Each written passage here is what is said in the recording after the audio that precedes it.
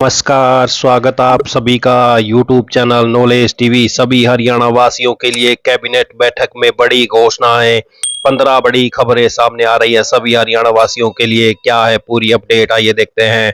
हरियाणा की हर छोटी से बड़ी योजना, घोषणा, आदेश, फैसला सभी की जानकारी के लिए सब्सक्राइब जरूर कर लें। तो चलिए देखते हैं सभी हरियाणा वासियों के लिए 15 काम की खबरें, घोषणा, ऐलान। हरियाणा सीएम नायब सैनिक की अध्यक्षता में मंगलवार को सचिवालय स्थित सीएमओ के कमेटी रूम में मंत्रिमंडल की बैठक हुई।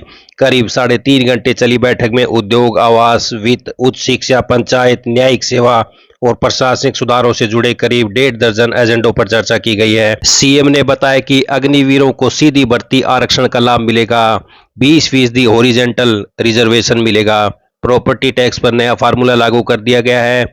इसके अलावा इलेक्ट्रॉनिक वाहन खरीद पर छूट मिलेगी। 30 लाख रुपए तक कीमत के ईवी में वाहन कर में 100% छूट, 30 लाख रुपए से अधिक कीमत के ईवी पर 50% छूट मिलेगी। तो हरियाणा कैबिनेट मीटिंग के बड़े बड़े फैसले, वाहन खरीदारों और महिलाओं को बड़ी राहत। इलेक्ट्रिक वाहन में 30 लाख रुपए तक की कीमत वाले 2, 3 और 4 पहिया इलेक्ट्रिक वाहनों के पंजीकरण पर मोटर वाहन कर में 100% छूट दी जाएगी। महिला खरीदारों को अतिरिक्त लाभ मिलेगा। महिलाओं के नाम पर पंजीकृत 20 लाख रुपए तक के नॉन ट्रांसपोर्ट वाहनों की एक्स शोरूम कीमत पर 1% अतिरिक्त कर छूट मिलेगी। सीएनजी वाहनों के पंजीकरण पर मोटर वाहन कर में मिलने वाली 20% की मौजूदा छूट पहले की तरह जारी रहेगी। अग्निवीरों के लिए बड़ा फैसला। हरियाणा के अग्निवीरों के पुनर्वास और रोजगार के अवसर बढ़ाने के उद्देश्य से मंत्रिमंडल में बड़ा फैसला हुआ है। Indian reserve battalion, SDRF, fireman और वाइल्ड लाइफ गार्ड के पदों पर हरियाणा निवासी पूर्व अग्निवीरों को 20% हॉरिजेंटल आरक्षण दिया जाएगा।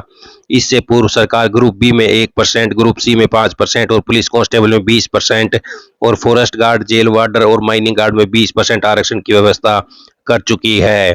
तो वहीं लाल डोरा कब्जाधारकों को मालिकाना हक मिलेगा। ग्रामीण लाल डोरा क्षेत्रों में दशकों से काबिज ग्रामीणों को उनके मकानों का कानूनी मालिकाना हक दिया जाएगा।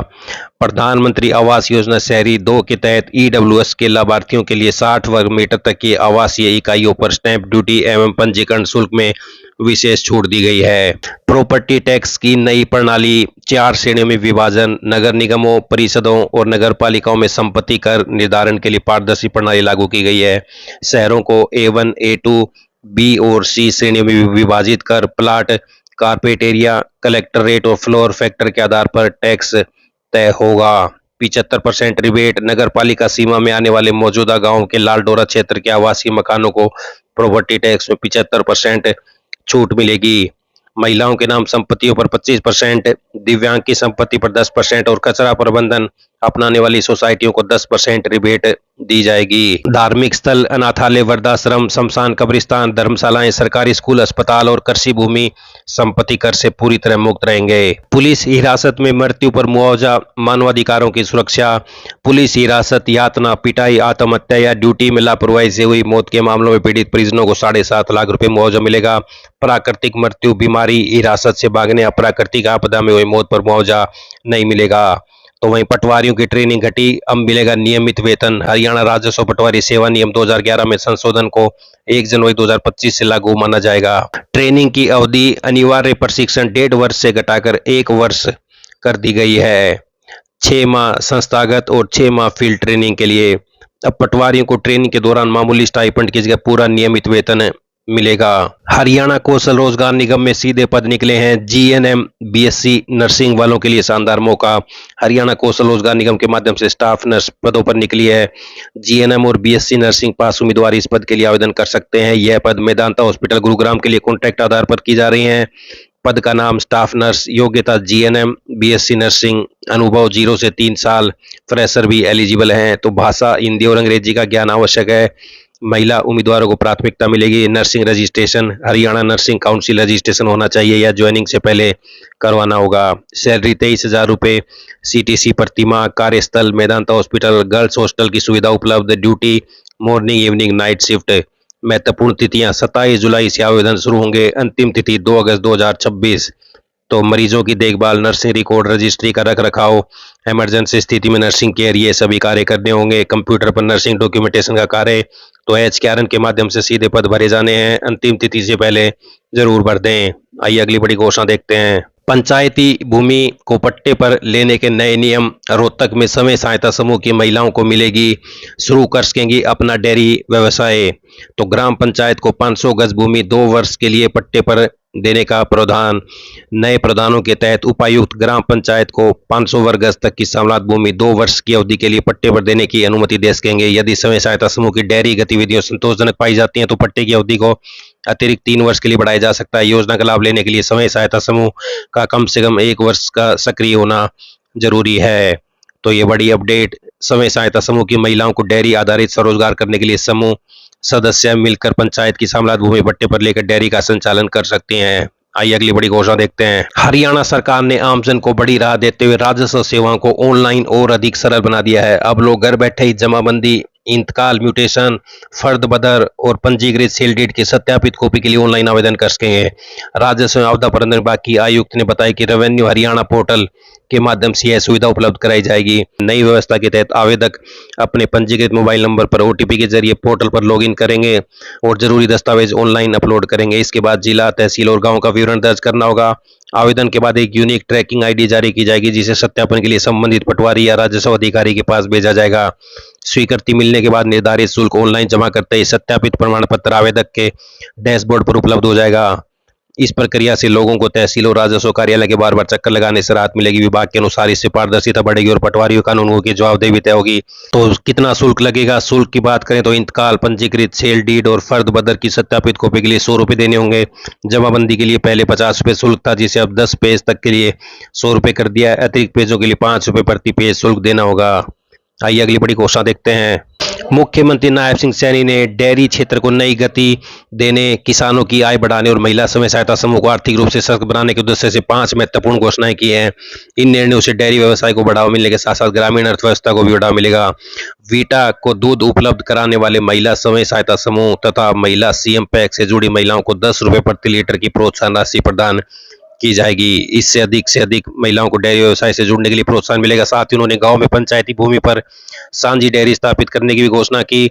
इन सामुदायिक डेयरियों में महिला स्वयं सहायता समूह की सदस्य महिलाओं के पशुओं के लिए आधुनिक सुविधाएं विकसित की जाएंगी, जिससे पशुपालन की लागत कम होगी और महिलाओं की आय में वृद्धि होगी। हरियाणा डेयरी विकास सहकारी प्रसंघ महिला स्वयं सहायता समूह और महिला सीएम पैक्स की सदस्य महिलाओं को दुग्ध पशु खरीदने के लिए रियायती ब्याज दरों पर ऋण उपलब्ध कराने में सहयोग करेगा, ताकि अधिक महिलाएं डेयरी व्यवसाय अपनाकर आत्मनिर्भर बन सके। मुख्यमंत्री दुग्ध उत्पादक प्रोत्साहन योजना के तहत हरियाणा डेयरी विकास सहकारी प्रसंघ को दूध आपूर्ति करने वाले दुग्ध उत्पादकों के लिए प्रोत्साहन राशि बढ़ाने की घोषणा भी की। इसके अनुसार ग्रीष्मकालीन में प्रोत्साहन राशि 5 रुपये प्रति लीटर से बढ़ाकर 7 रुपये प्रति लीटर तथा शीतकाल में 3 रुपये प्रति लीटर से बढ़ाकर 5 रुपये प्रति लीटर की जाएगी। तो ये बड़ी अपडेट, वीटा को दूध बेचने वाले स्वयं सहायता समूह और सीएम पैक्स को प्रति लीटर 10 रुपये मिलेंगे। आइए अगली बड़ी घोषणा देखते हैं। हरियाणा में कार और जीप का नया ड्राइविंग लाइसेंस बनवाने और नवीनीकरण के नियम बदले गए हैं। परिवहन विभाग ने सभी जिलों में रेड क्रॉस सोसाइटी के माध्यम से डिस्ट्रिक्ट ड्राइविंग ट्रेनिंग सेंटर और ड्राइविंग टेस्ट ग्राउंड स्थापित करने के निर्देश दिए हैं। इनके शुरू होने के बाद बिना अनिवार्य ड्राइविंग ट्रेनिंग और टेस्ट सर्टिफिकेट के न तो नया लाइसेंस बनेगा और न ही रिन्यू होगा। यह प्रशिक्षण और टेस्ट रेड क्रॉस के अधिकृत एजेंसी के जरिए कराया जाएगा।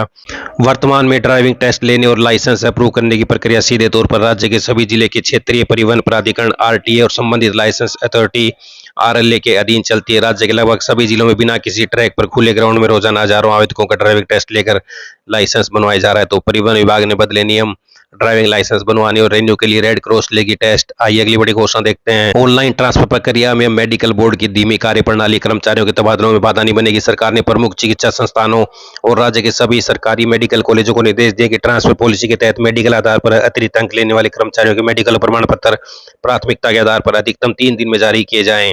सरकार का मानना है कि यदि मेडिकल बोर्ड समय पर प्रमाण पत्र जारी नहीं करेंगे तो पूरी ऑनलाइन ट्रांसफर प्रक्रिया प्रभावित होगी और पात्र कर्मचारी अपने अधिकार से वंचित रह सकते हैं। तो 3 दिन में बनेगा मेडिकल सर्टिफिकेट ट्रांसफर के लिए। आइए अगली बड़ी घोषणा देखते हैं। आरबीआई 10 और 20 के 2 अरब पॉलीमर नोट छापेगा। केंद्र सरकार ने भारतीय रिजर्व बैंक को 10 रुपये और 20 रुपये के 2 अरब polymer bank note field trial के लिए जारी करने की मंजूरी दी है। सोमवार को लोकसभा में स्पष्ट किया कि ये नोट मौजूदा कागजी नोटों के साथ ही चलन में रहेंगे और कागजी मुद्रा को पूरी तरह से बदलने का कोई प्रस्ताव नहीं है। दुनिया के करीब 60 देश ऐसे नोट चला रहे हैं। हरियाणा के हजारों सरकारी कर्मचारियों को पंजाब हरियाणा हाईकोर्ट ने बड़ी राहत दी है। अदालत ने साफ किया कि यदि किसी कर्मचारी ने नियमित होने से पहले पार्ट टाइम, अस्थायी या संविदा आधार पर लगातार सेवा की है तो उस अवधि को भी पेंशन के लिए गिना जाएगा। अगर इस सेवा को जोड़ने पर कर्मचारी पुरानी पेंशन योजना के दायरे में आता है तो सिर्फ इस वजह से उसे ओपीएस से वंचित नहीं किया जा सकता है कि उसका नियमितीकरण नई पेंशन योजना लागू होने के बाद हुआ था। हाईकोर्ट ने 95 याचिकाओं पर एक साथ फैसला सुनाते हुए हरियाणा सरकार की दलीलों को खारिज कर दिया। तो हाईकोर्ट ने कहा है कि रेगुलर होने से पहले की नौकरी भी पेंशन के लिए गिनी जाएगी। तो ये सभी हरियाणा वासियों के लिए बड़ी खबरें, घोषणा, आदेश, ऐलान, पल पल की अपडेट मिलती रहेगी। चैनल को सब्सक्राइब जरूर कर लें। बहुत बहुत धन्यवाद।